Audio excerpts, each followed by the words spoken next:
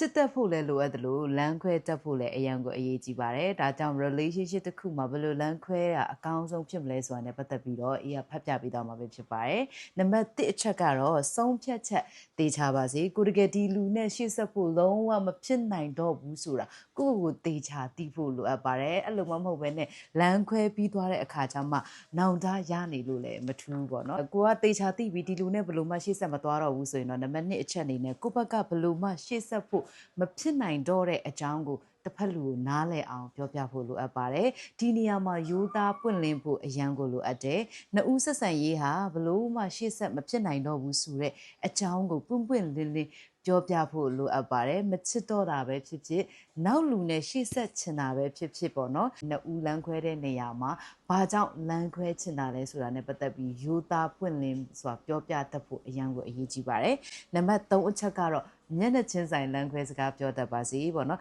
အနေဝေးနေတဲ့ချစ်တူစုံတဲ့တွေဆိုရင်တော့လူချင်းတွေ့ဖို့အဆင်မပြေအောင်ဖုန်းထဲမှာတူလဲစိတ်အေးနေတဲ့အချိန်ကိုလဲစိတ်အဆင်ပြေနေတဲ့အချိန်တခြားရေးပြီးတော့ပြောတတ်ဖို့လိုအပ်ပါတယ်အနေနီးတဲ့ချစ်တူတွေဆိုရင်လည်းမျက်နှာချင်းဆိုင်ပေါ့နော်တေချာပြောပြပါsocial media နေတစင်အားငါနေကိုနင်းနဲ့အဆင်မပြေတော့ဘူးဒါပဲပြက်ပြီးဘာညာဆိုတဲ့ပုံစံမျိုးထက်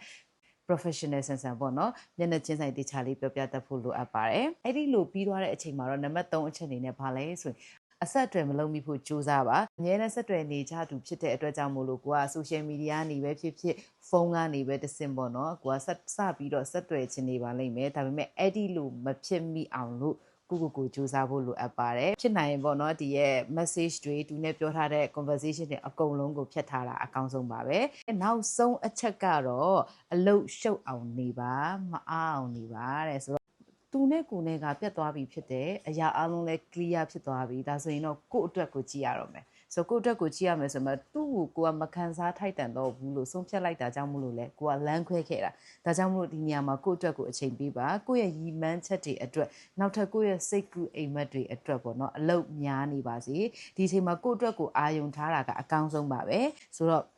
အလုတ်ရှုပ်အောင်နေခြင်းအလုတ်မအားအောင်နေခြင်းကလည်းလမ်းဆွဲခါစားမှာကုထုံးတစ်ခုပဲပေါ့နော်ဒါကြောင့်မို့လို့ဒီနေ့ဒီနေရာလေးမှာအေးအနေနဲ့ပေါ့နော်လမ်းခွဲတဲ့နေရာမှာ professional ကြလမ်းခွဲတတ်ဖို့လိုအပ်တယ်လမ်းခွဲဖို့ကြိုးစားနေတဲ့သူတွေရှိရင်လည်းဒီလိုအချက်ကလေးတွေနဲ့ပဲလမ်းခွဲတတ်ပါစေ